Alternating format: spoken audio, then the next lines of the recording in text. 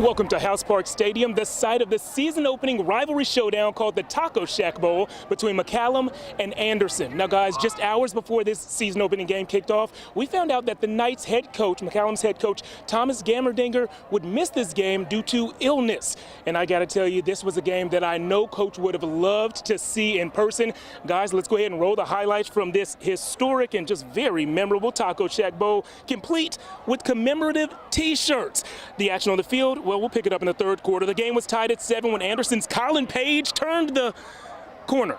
You thought I was going to say you turned the page. Whatever phrase you want to use, Colin scored a 56-yard touchdown to put the Trojans up by 6. But here on this play is an example of body control, accuracy, hands, and most importantly, that clutch gene. Senior quarterback Jackson Rosales to Nate Davidson in the fourth quarter.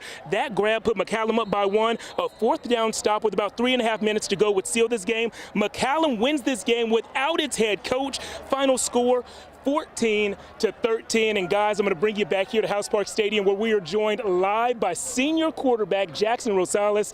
Jackson, you're a 3-year starter. This is your first time winning the Taco Shack Bowl, and you did it in just dramatic fashion.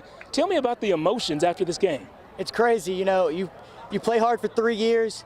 You see your brother when you're a freshman. You see your teammates put in the work every single day. It feels great walking off the sideline and knowing you put everything you had and you came out with the victory. It's a victory that I know you're going to remember for a long time and tell a lot of people about, people who weren't here to see it in person. And one of those people who wasn't here was your head coach. He had to sit this one out due to an illness, and it's good that everybody's being safe and he's recovering at home. What do you think Coach Gammerdinger would say to you and the guys right now? He would say, it's a great game, but it's only one game. You got many more to come, 9 more to go, week by week.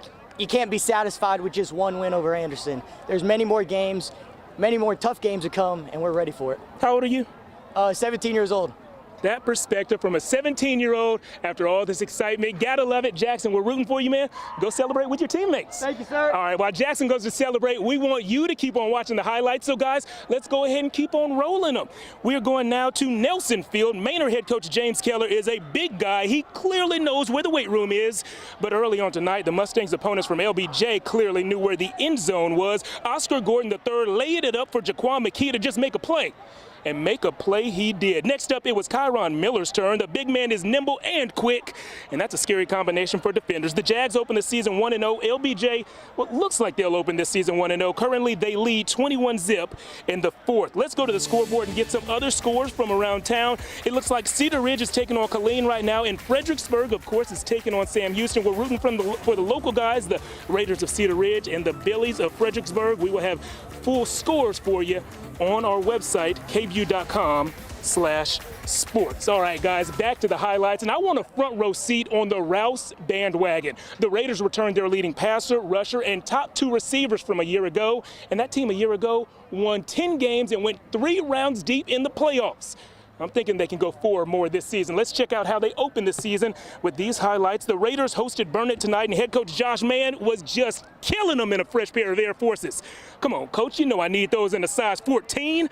But regardless of the shoes I'm wearing, I don't think I'll ever be able to scoot like Corey Simmons. The catch, the spin, he gone. That's a 67-yard score. Next up, it was Troy Oliver's turn. Now, last season, Troy scored 14 touchdowns and had over 1,000 yards receiving. New season, same dude. Rouse wins this one 44-7.